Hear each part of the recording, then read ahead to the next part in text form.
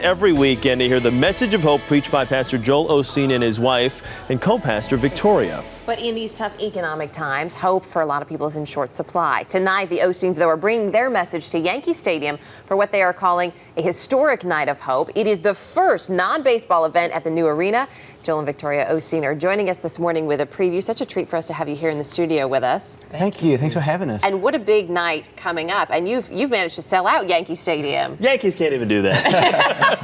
Well, we just feel very blessed to be here, very humbled and just rewarded. The Yankees have been good to us, and it seems like it's a time in our nation that we need hope more than ever. So we feel just blessed to be here. And I heard that you beat out the Rolling Stones for the first non-baseball event at Yankee Stadium. I've heard that rumor too. I don't know if it's true, but it sounds good. It's certainly a great story. Absolutely, you might as well use it. You talk about the hope and people needing a little bit more hope now. I know there's so much talk about whether or not people do turn to their faith more in tough times. Victoria, is that something that you're seeing and hearing from people? We really are. Our churches are growing. Our church's attendance is up, and I just think people want to find something other than themselves to depend on. And so they do turn to their faith. How important to do something like this, though, at Yankee Stadium, over 50,000 people, open air. I mean, you host big crowds every Sunday at the church in Houston, but to come here to the Northeast and to do something like this. Yeah, it's interesting, Chris, when we first were invited to come by the Yankees, by somebody in their organization, my first thought was, why do they want to minister from Texas? This is not the Bible Belt. But, it's amazing how the people of New York and this area have been very responsive and very open. I almost think sometimes they get a bad rap here being called and, not religious or not spiritual. But, we found just the opposite. Walking down the streets, the people are warm. I mean, they're filling up stadiums. So it's really a neat time. And it's just feels very historic for us that they did choose a ministry to be the first non-baseball. They could have chosen anybody, but I think to me it's just it's an act of faith. I don't want to over spiritualize it, but just in these times that we're living in, I think they realize that people need hope.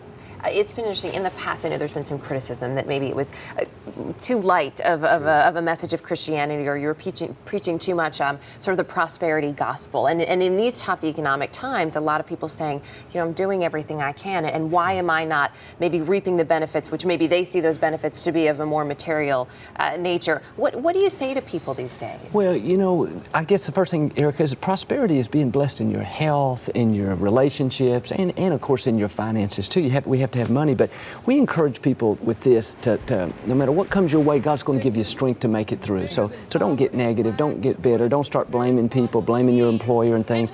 We just have to take what life deals with us with an attitude of faith, and we believe that if you keep doing your best and keep believing, that God will open up new doors. How have you been able to not change your approach? Because like Erica said, there has been criticism for there's not enough hellfire and brimstone in some of the sermons and whatnot, but how do you not change to cater to some of the masses that do want a little bit more of that? You know what, I feel like I've been good at being who I feel like God has made me to be, and I've never condemned or knocked down people. Even before I was a minister, just playing sports, I was always the one that was encouraging people. So there's not a bone in me that can tell somebody that, you're a terrible person and you're not enough of this.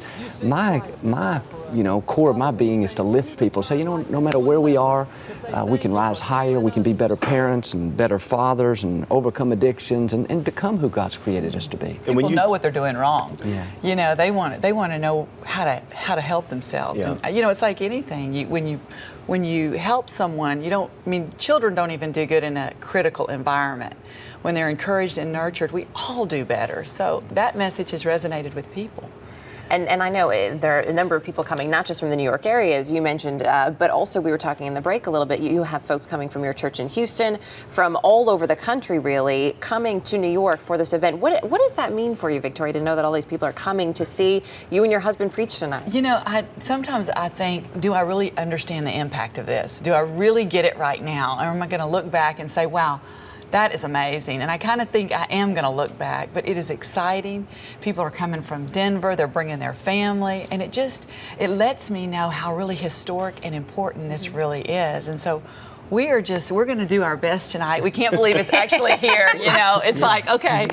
We can't believe you're up this early on a day that's so long. impressed. Anything special planned aside from what you do on a week-to-week basis down in Houston that people can expect? It is a little different, Chris, because we mix a lot more of the music, and we have special guests. Our little daughter, she's 10, she sings, and my mother's a part, and my whole family. So it's a fun night. It's a night of inspiration. Well, we appreciate you guys being here because we do know it is a long day. Tonight, Joel Osteen, Victoria Osteen at Yankee Stadium.